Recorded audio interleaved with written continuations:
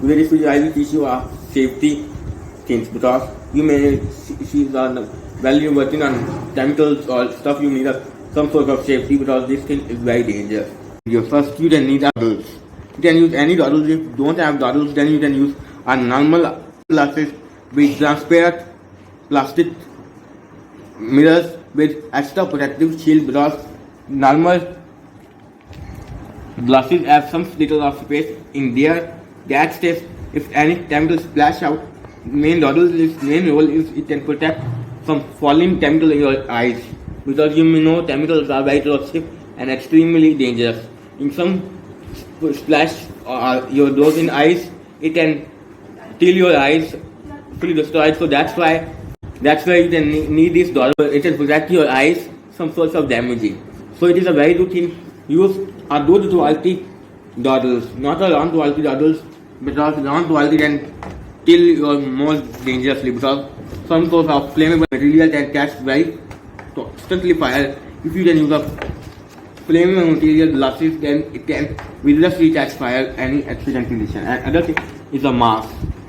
Right man, you can use a thick plastic sheet mask. Some reason it can fall out. It can protect for any explosive. So it is not protect for explosive because this is a very soft one. So if this can only protect for any splashing in your face. Because sometimes you may mix with sulfuric acid with water, so some cases you can add extra water to sulfuric acid, so that's why it may splash out on your face. So that's why it is quite risky. So that's why you can use this plastic shield. Another thing, fire extinguisher. You can use a fire extinguisher, but right now I don't have a fire extinguisher, so I show one more thing. This is a fire blanket. What is a fire blanket? Basically, you may know when extinguishing fire with methyl extinguish fire. Basic principle is that you can cover this object with some sort of thin, like a cloth or a cloth, to prevent air go into the fire and fire can extinguish because you may know flame is burning with air. So air presence of air, flame is burning. When no air is present in atmosphere, that stage fire is cut off. So that's why it use a fire blanket. This is a fiberglass. If you place this fiberglass blanket to your fire, it can prevent air though oxygen goes into your fire and fire is extinguished because if air oxygen is a source which source and helpful in any work. So everything is burning in presence of air or oxygen. If no oxygen is provided to your fuel or burning thing, that cannot burn without. So that's why you can cover any material which metal is not flammable to your main fire piece and then you can extinguish your fire. But this case it's fire blanket is used that can extinguish fire very easily. So all this looks like plastic, but it is not a plastic, it is a fiberglass type thing. And one more thing, gloves. So you can use nitrile or vinyl gloves according to your experiment. If you use normal basic chemicals, then you can use nitrile. If you dealing with acids, then you can use a vinyl glove because if you use a non-type glove like a nitrile with acids, that is it catches fire. So I recommend you can never use.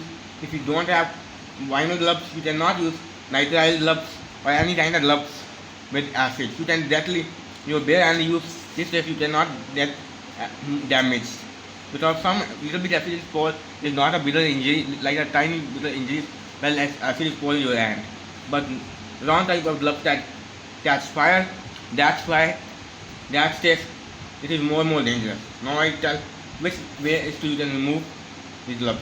More information about nitrile or vinyl glove difference, I am already upload part 1 with a video of part 1 acid with gloves and part 2 video I made some days after.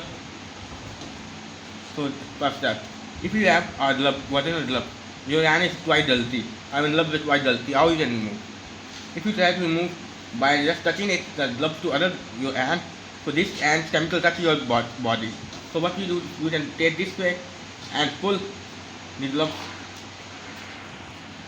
first off this way because this takes your both have and are gloves.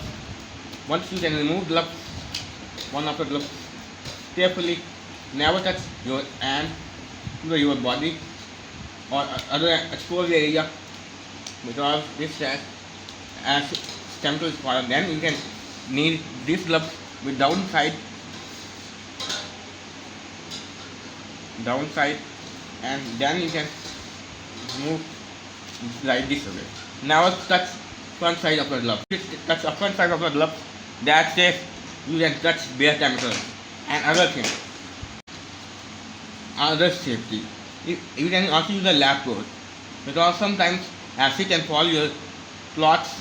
So lab coat is big advantage is that first is lab coat is chemical resistive and other you can open lab coat buttons and then throw away. Normal shirt if you try to remove with wet shirt with some sort of acid or chemical, that case you can rub your all wet shirt with your face. That is not good idea at all because normally if you try to shirt t-shirt and any kind of shirt you can pull out, if some reason your shirt can touch your face or any exposed body, that says your shirt is already wet some source of chemicals, so that's why it is quite a risky. So you can use lab cloth without lab cloth is chemical resistive. Normal shirt is not resistive. You can and other advantage is that you can remove lab cloth in just a 1 or 2 seconds, but normal shirt can remove take 1 minute approximately. So that's why I always use lab cloth. If you don't have lab cloth, then you can use a shirt with its button inside, sleeveless shirt with button in their sides. So this with advantage you can quickly open a button and shirt throw away and go to the water bath to clean your body, otherwise acid can damage your body. If you don't have lab coat, then you can use apron. You can use any kind of apron, but apron cannot use in chemicals. This is for only cooking stuff or some workshop, but it is not used in chemical reaction. But this apron is also chemical proof or easy to remove because there are, if you see, there are one rope which is ties to my back and one is rope which is ties to my neck. So you can open these ropes and throw away and go back in accident condition. So this is also good for chemical experiments, but it is not category for chemical experiments. Eye washer. So eye washer basically, if for some reason acid and any kind of chemical spill your eyes, then you can need some people help to clean your eyes because when acid spill in your eyes, you can't see anything about few times because acid is present in your eyes. Then you can clean your eyes with some people help. That's this you can use eye washer because normally since you can wash at single eyes at a time. So you need both eyes wash at a single time because if you take a wash one eyes, another eyes little bit longer wait and other eyes will be damaged. So that's why both eyes cleaning same time as quick as possible. That's why you can use the eye washer. What is the eye washer? I put in that picture in the video because right now I don't have. And other thing, when some source of acid fall in your body, then you can use sodium bicarbonate or carbonate solution, concentrated or dilute solution to clean your body to prevent any acidic burns. Because you may know base is utilize the acid. You can use only sodium bicarbonate or sodium carbonate, not a sodium hydroxide or potassium hydroxide. This case it can more severely burn.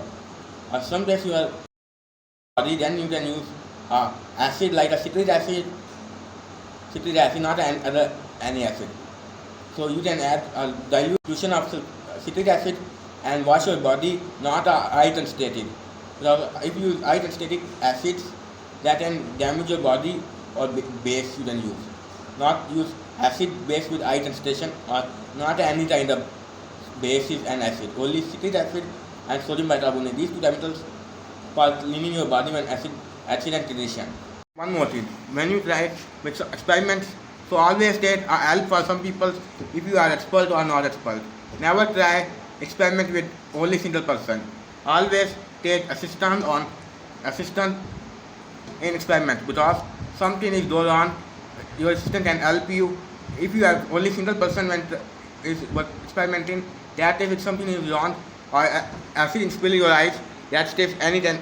So you need some sort of help to clean your face because you cannot see anything. So that's why always need some people help with working. Same people help which people are your knowledge is same. Your assistant and your knowledge is also are equalized. So never mean it's not mean your assistant not know everything, not know anything. You can use as the assistant. Assistant also knows which knows what you doing or what you chemical use. So any accident condition your assistant know what you can do to prevent them and other things. When you working with experiment, then you can clean after clean your workspace with some source of water because some chemicals fall out which cannot see by human eyes because small little particles or salt is flying because right now summer season you may know everything is a fan. So when you try with chemicals with under fan, so chemicals fly out, salt chemicals. That's why you can clean your workspace. Some reason you can do your room without your shoes and some dangerous chemical come across your foot and this damage your foot. Always clean your workspace after trying it. And this video is an boss.